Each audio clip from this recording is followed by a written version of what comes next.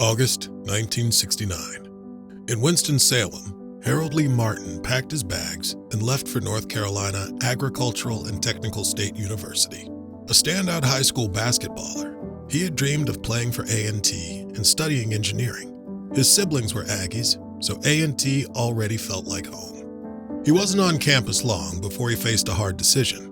He could be an outstanding engineering student or a standout basketball player, but probably not both. And so I had to make a tough choice between basketball or academics. Engineering courses were spread out throughout the day and into the early evenings. And so with some trepidation, I ultimately decided I was going to focus on the academic side. I played a lot of basketball, pickup games and the like, and played on intramural teams, quite honestly, and had a great time. But the academic success for me has served me well in my life and throughout my career. His decision soon paid off. A bachelor's degree in electrical engineering came first, a master's degree next, both at A&T. Meanwhile, he and his high school sweetheart, Davita Wagner, a presidential scholar at A&T, tied the knot. At Virginia Tech, a PhD program now lay in his immediate future, and a law degree from Wake Forest in hers. Going to an R1, like Virginia Tech, exposed him to the rigor and everything that goes on in an R1 institution. So he got the benefit of knowing what the differences are, where the gaps were, and then having had the experience in that R1, he knew, not that he knew that one day he'd be leading it, but he knew then how to do it. After graduation in 1980, he returned to A&T, joining the engineering faculty as an assistant professor.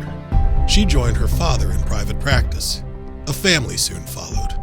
First Harold Jr., next Walter. On campus, Dr. Martin was off and running. He earned tenure in his fourth year, rare in higher education, and his first leadership appointment, Department Chair of Electrical Engineering.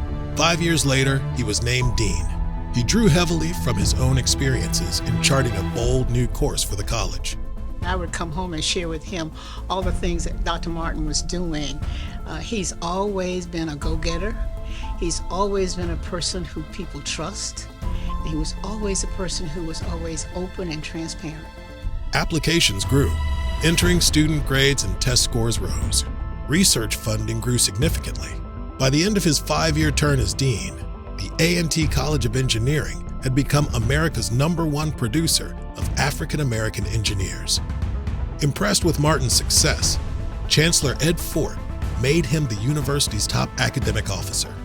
That allowed him to begin implementing campus-wide what was now emerging as the Martin Method, an unwavering commitment to higher standards and insistence on great performance. Fort wasn't the only one taking notice of Martin's impact. The University of North Carolina System Office knew a leader when its leadership saw one. In 2000, he was named the 7th Chancellor of Winston-Salem State University. 2 years prior, Davita Martin had been named the Chief Attorney for Forsyth County, becoming the first Black woman in North Carolina history to hold that role in any of the state's 100 counties. Their new positions established them as Winston-Salem's leading power couple. At WSSU, Chancellor Martin pursued a now familiar course. Under his leadership, the university began a growth trend that saw enrollment double over 6 years. Martin's success had one fan in particular, investment banker and former Clinton administration chief of staff Erskine Bowles, president of the UNC system. He needed a strong number 2 to serve as senior vice president for academic affairs. It was one of the easiest decisions I ever had to make. I met this guy and they told me he was such a strong leader. And what I found was an exceptional leader. Over 3 years, Bowles and Martin took on big challenges at the UNC system, forging a stronger relationship with the state's community colleges and cutting administrative costs. He knew where we needed to go. He believed in it. And he was able to stick through thick and thin because lots of people did challenges. You know, when we set those high standards, some people didn't meet it. And when they didn't meet it, there were a lot of complaints. but knowing that we will get there, everybody would benefit in the long run if we stuck with those high standards. And again, his people skills were so strong that people not only trusted him and respected him, but they just plain liked him. Back in Greensboro, a national search had been announced to identify a new chancellor for North Carolina A&T. One nominee stood head and shoulders above the field, and the search committee didn't have to go far to find him. In May 2009, the UNC Board of Governors unanimously elected Martin to serve as 12th Chancellor of North Carolina A&T. He was the first A&T alumnus to lead the university, and he intended to leave his mark. While the Martin era was underway, it faced strong headwinds. Enrollment was declining. Academic programs and organizations were dated. A&T's financial future was uncertain. Martin and his leadership team spent 2 years triaging, stabilizing, planning, and building support for a bold new vision of A&T as a preeminent doctoral research university. There are differences of opinions among our faculty around the role that our university should play. We are an HBCU. We should provide students an opportunity, a chance. No, we should not see ourselves getting out beyond the East Greensboro or having an impact in certain segments of the community. There are a board member or two, more than a notion of our board members, more than a notion of business leaders as I engage them. You really think we can do this? I think one of the questions is, why would a top student consider North Carolina A&T when they can go to some of our premier universities in our state and around the nation as a whole? I said, we will become one of those premier universities, recruiting large populations of highly prepared students to North Carolina A&T. I knew he understood the campus, the students, the culture, the lifestyle. I felt that North Carolina A&T, having one of its own lead this prestigious university, was one of the best decisions that A&T has ever made.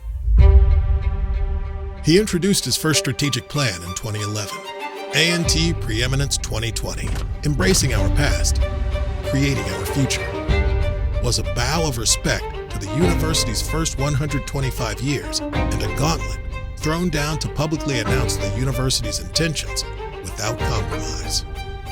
It didn't take long to make a difference. When fall classes began in 2014, a new distinction emerged. North Carolina A&T was now America's largest HBCU. Martin seized the new momentum with a bold overhaul of A&T's academic organization, ordering new programs, launching 4 new colleges, and partnering with Cone Health to open the Union Square Nursing Campus. A&T's rise under his leadership landed him on the Ebony Power 100 list in 2015. In 2017, HBCU Digest recognized him as America's most influential HBCU leader. Enrollment crested over 11,000 for the first time, and the tide continued to rise. We know that North Carolina A&T State University has been a leading reason why we've been able to attract so many companies to North Carolina. And that's largely due to Chancellor Martin's leadership. His leadership style is one of setting an example of the way to go, but understanding that it's not about him, but that it's about the university and the students and the state in which they live. A&T was grabbing attention outside the classroom, too. In 2015, the Aggies won the first of 4 black college football national championships. A&T track stars were not only winning big nationally, 2 members, Randolph Ross Jr. and Trevor Stewart, earned 3 medals in the 2020 Olympics.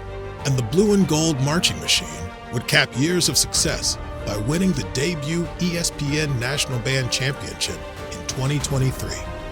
Having achieved many of the goals established in Preeminence 2020, Martin set the bar higher in 2018 with his second strategic plan, A&T Preeminence, taking the momentum to 2023. A&T's success turned a steady stream of student interest into a flood. Between 2011 and 2021, applications to A&T grew by 246%, more than any other traditional university in America.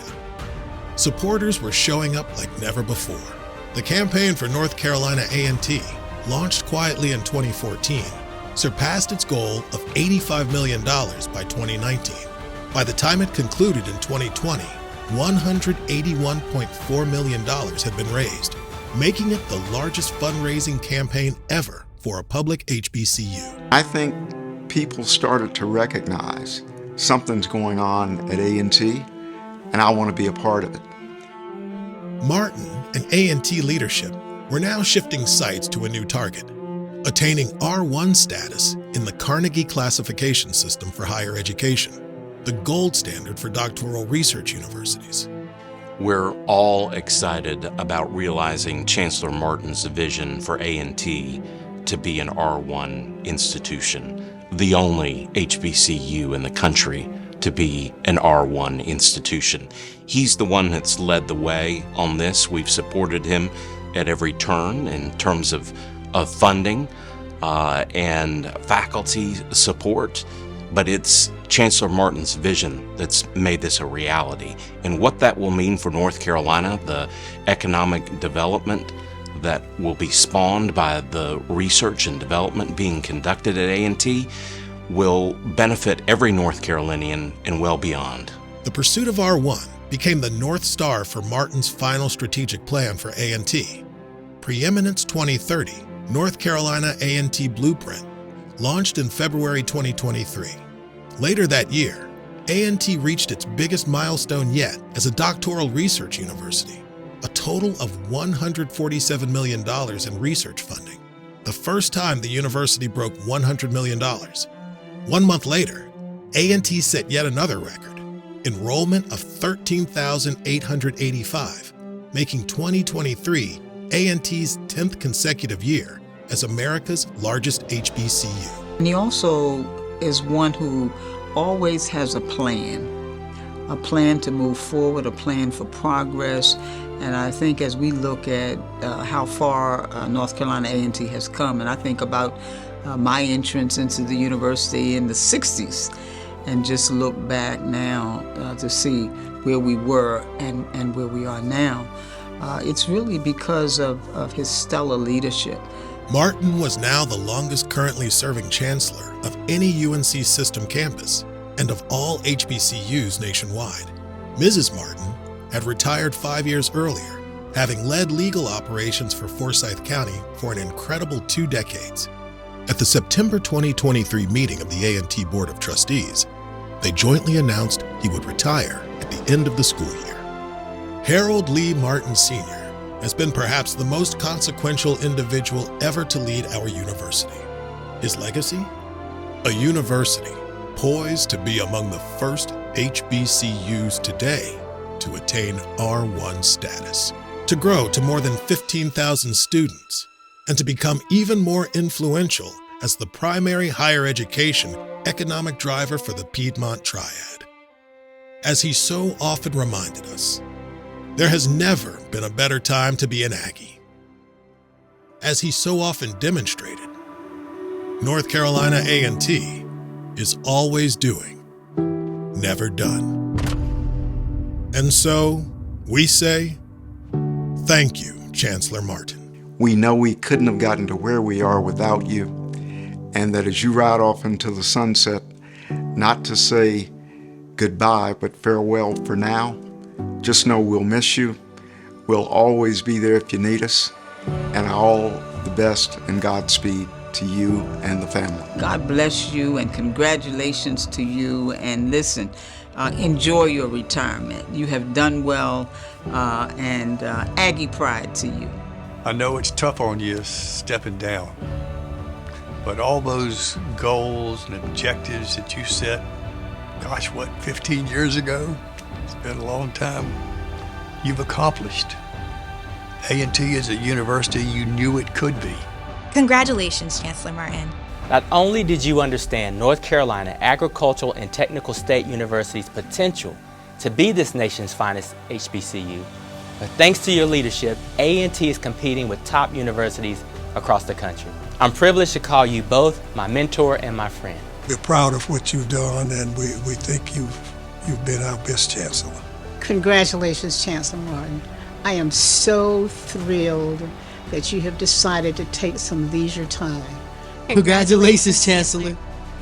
I am so proud of all of your accomplishments. You took us places that we never thought. We didn't even dream of the places that you took us. Congratulations, Chancellor, for your remarkable success. Love you, and you will always be my Chancellor.